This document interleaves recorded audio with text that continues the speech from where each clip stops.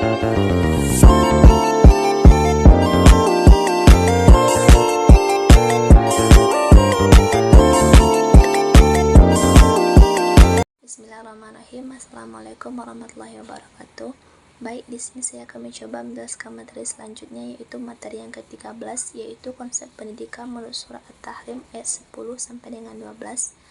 Yang mana yaitu di tafsiran pertama, yaitu tafsir Ibnu Katsir, yang menjelaskan pada ayat 10, yaitu maksudnya yakni dalam pergaulan mereka dengan kaum muslim, begitupun sebaliknya, bahwa hal tersebut tidak membawa manfaat apapun bagi mereka dan tidak dapat membela mereka di hadapan Allah jika iman tidak meresap di dalam hati mereka atau mereka tidak berbuat kebaikan sama sekali.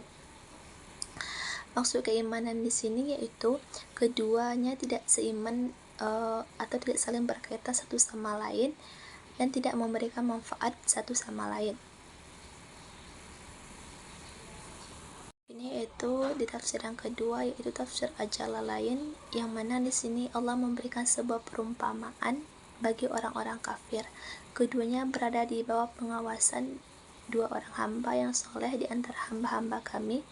Lalu kedua istri itu berkhianat kepada suaminya dalam masalah agama, karena ternyata keduanya kafir, dan adalah istri Nabi Nuh yang dikenal dengan nama Wahilah telah berkata kepada kaumnya, sesungguhnya Nuh ini adalah orang gila. Sedangkan istri Nabi Lut yang dikenal dengan nama Wahilah ini memberikan petunjuk kepada kaumnya tentang tamu-tamunya, yaitu bahwa jika tamu-tamu itu tinggal di rumahnya, maka ia akan memberi tanda kepada mereka dengan api di waktu malam, dan kalau siang hari dengan memakai asap. Maka kedua suaminya itu tiada dapat membantu. Selanjutnya tafsir yang ketiga atau tafsir yang terakhir, yaitu tafsir Al-Qur'an Syihab, yang mana Allah menyebutkan suatu keadaan menakjubkan yang dapat menunjukkan keadaan serupa dengan orang-orang kafir, yaitu istri Nabi Nuh dan istri Nabi Lut. Keduanya berada di bawah pengawasan dua orang hamba pilihan kami yang soleh. Keduanya berkhianat dengan melakukan konspirasi untuk menjatuhkan suami mereka dan menyebarkan rahasianya.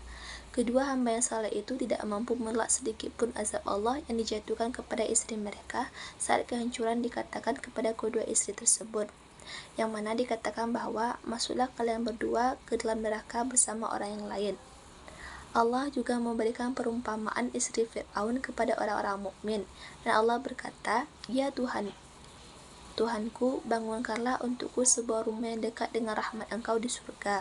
Selamatkanlah aku dari kekuasaan dan perbuatan Fir'aun yang sangat zalim, dan selamatkan aku dari kaum yang melampaui batas. Adapun konsep atau relasi pendidikan dengan surat At-Tahrim ayat 10 sampai 11 ini, yang mana At-Tahrim ayat 10 sampai 12 ini dia mengandung beberapa pengajaran yang mendalam, khususnya pendidikan, yang mana sesuai dengan konteks moral, keteladanan, dan keimanan.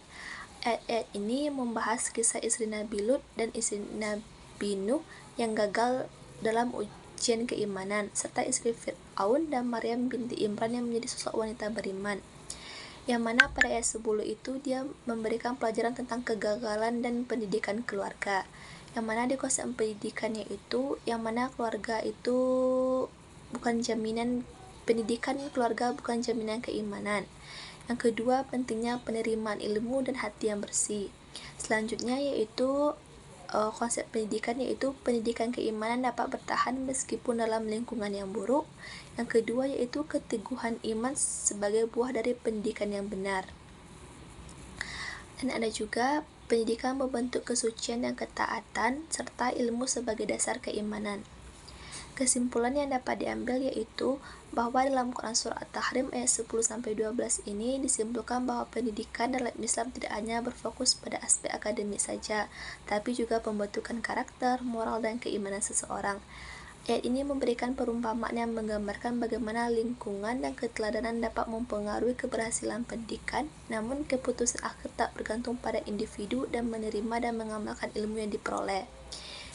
Adapun kisah istri Nabi Nuh, Nabi Lut menunjukkan bahwa lingkungan yang baik tidak selalu menjamin keberhasilan pendidikan jika seseorang tidak memiliki kesiapan hati dalam menerima ajaran yang benar sama sekali.